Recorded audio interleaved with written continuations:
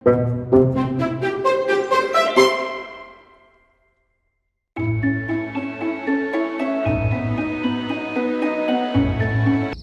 টাইমে এখানে এন্ট্রি মেরেছি, ঠিক বললাম তো? তোমার ডিম থেকে বাচ্চা বেরোবে। চলো ঈগল। গ্রিনল্যান্ড জঙ্গলে সব পশু পাখিরা খুবই ভালোবেসে আর স্বাচ্ছন্দ্যে থাকত। পেঁচা, ময়না, পায়রা, কাক, টিয়া, ময়ূর, কাকঠোকরা, বুলবুল, কোকিল সবাই মিলেমিশে খুশিতে জীবন কাটাতো। একদিন এক পায়রা নিজের বাচ্চার সাথে বাসায় বসেছিল। তখনই গোল্ডিবাজ সেখান দিয়ে যাচ্ছিল। আরে বাহ, পায়রার বাচ্চা! বাজ ওর বাচ্চাকে তুলে নিতে চেয়েছিল, তাই ও খুব দ্রুত পায়রার বাসার ওপর দিয়ে ওড়ে। ও বাচ্চাটাকে তুলতে সফল তো হয় না, তবে এই ব্যবহারে বাচ্চাটা বাসা থেকে নিচে পড়ে যায় আর ওর পাখনায় আঘাত লাগে।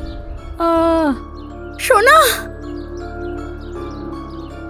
এখন যাচ্ছি, নিজের বউয়ের সাথে আসবো একে আমি খেতে। মা, আমার খুব ব্যথা করছে। বাবা, তুই এখানে দাঁড়াস, আমি এখনই আসছি। পায়রা ওকে ওখানে ছেড়ে এগিয়ে যায়। আর বেশ অনেকক্ষণ ওড়ার পর ও পাখি রানীর বাসায় পৌঁছায়।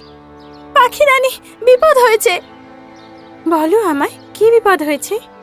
পাখি রানী, বাজ এইমাত্র আমার ছেলের উপর হামলা করেছিল আর ওর পাখনা খুব বাজেভাবে আহত, রক্তও পড়ছে খুব। আরে বাপরে, চলো এক্ষুনি গিয়ে দেখছি আমি। পাখি রানী তখন পায়রার সাথে উড়ে ওর বাসায় যায়। মা! বাবা, চিন্তা করিস না। বাচ্চাটা মাটিতে পড়েছিল আর ওর পাখনা থেকে রক্ত বেরোচ্ছিল। পাখি রানী তখন চোখ বন্ধ করে বলে, ও আমার চমৎকারী শক্তি, এই বাচ্চাটার পাখনা ঠিক করে একে একদম সুস্থ করে দাও। ওর এই কথাটা বলতেই ওর মাথায় লাগানো মনির থেকে এক আলো বেরোয় আর বাচ্চাটার পাখনায় যায়, আর তাতে ওর ক্ষত ঠিক হয়ে যায় আর ও একদম ঠিক হয়ে যায়। মা, একদম ঠিক হয়ে গেছি আমি।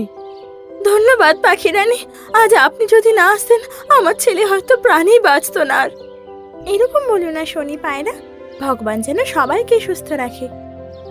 এটা বলে পাখি রানী নিজের মহলের দিকে রওনা হয়।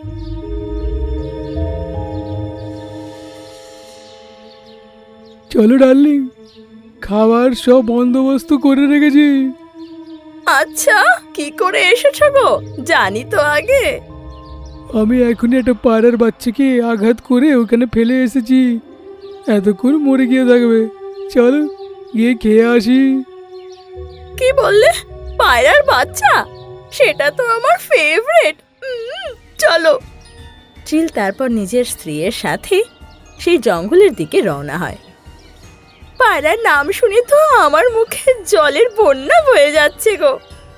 হ্যাঁ হ্যাঁ ডার্লিং, অনেক কষ্টে নিজেকে আমি কন্ট্রোল করছি। দুজনে যেই পায়রার বাসায় পৌঁছায়, দেখে বাচ্চাটা মাটিতে পড়ে আছে।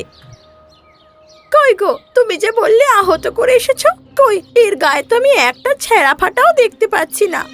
বুঝতে পারছি না, অনেক বড় আঘাত ছিল। গোল্ডিবাজ আর ওর স্ত্রী ওর দিকে এগোচ্ছিলই, তখনই একটা আওয়াজ আসে। গোল্ডিবাজ, তোমরা দুজন আবার আমার জঙ্গলি পাখিদের শিকার করা শুরু করেছো? আরে আরে, তুমি কোথা থেকে এসে গেলে? হ্যাঁ,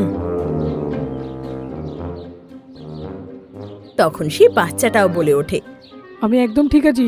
এবার দেখবে পাখি রানী তোমার কি অবস্থা করে। হ্যাঁ, এরা সবাই মিলে আমাদের বোকা বানিয়েছে।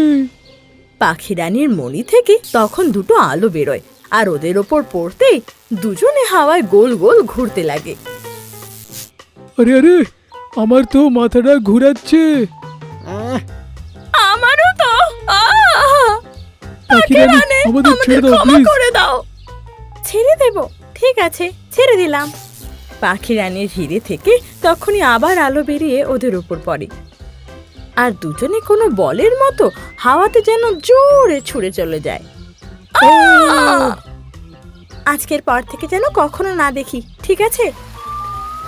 আর দুজনে সোজা গিয়ে ঝর্ণার জলে গিয়ে পড়ে। এই পাখির রানী আমাদের কিছু তো করতেই হবে।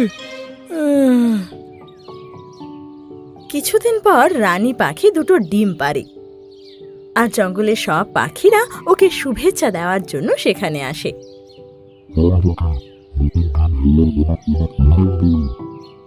আপনি ডিমগুলোর খেয়াল রাখবেন, হ্যাঁ?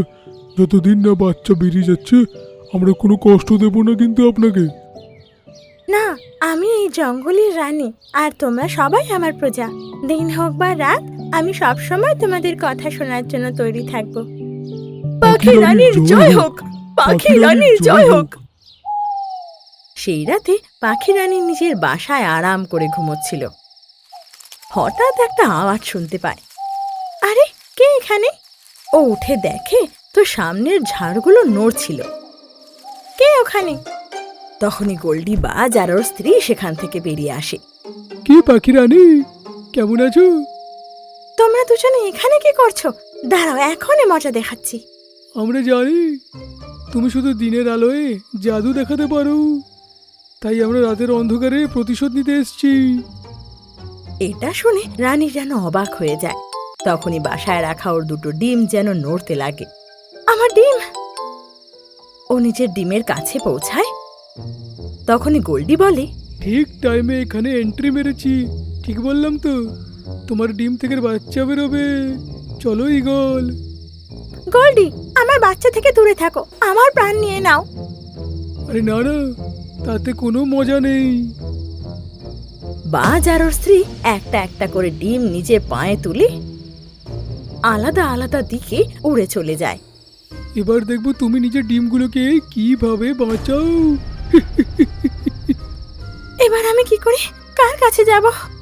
পাখি রানী কিছু বুঝতে না পেরে গোল্ডিরই পিছু করে। ওহো, আমার পিছু করছো? ঠিক আছে, দেখবো কতক্ষণ আমার পিছু করতে পারো। গোল্ডি বাজ খুব জোরে উড়তে লাগে আর ইচ্ছে করে হালকা হয়ে যায়। যেই পাখি রানী ওর কাছে পৌঁছাতো তো আবার জোরে উঠতে লাগতো। এইভাবে ও একটা গুহার ভেতর ঢুকে যায়। গোল্ডি, থামো!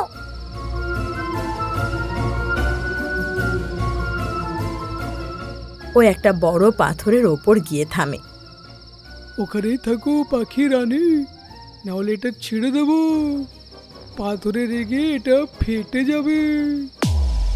গোল্ডি, ভগবানের দোহাই তোমায়, এরকম করো না।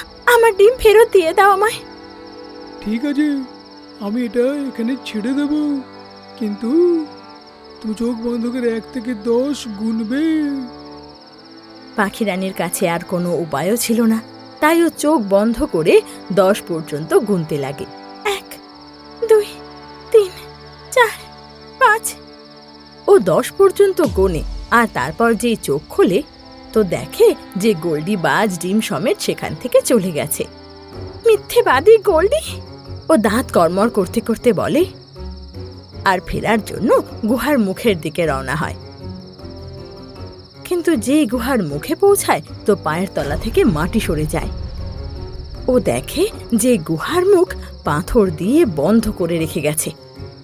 যদি এই পাথর না সরে তাহলে দিনেও গুহার ভেতরে কোনো আলো ঢুকবে না, আর আমার শক্তিও ফিরবে না। আমার বাচ্চা কে জানে কিভাবে আছে। ওর চোখ দিয়ে জল পড়তে লাগে, আর এক কষ্টের আওয়াজ যেন গলা থেকে বেরিয়ে আসে। কি পাখি রানী কখনো সেই গুহা থেকে বেরোতে পারবে? আর ওর বাচ্চাদের ও কিভাবে আর কি অবস্থায় পাবে? এই সব প্রশ্নের উত্তর আপনারা পাবেন এই কাহিনীর পরের এপিসোডে।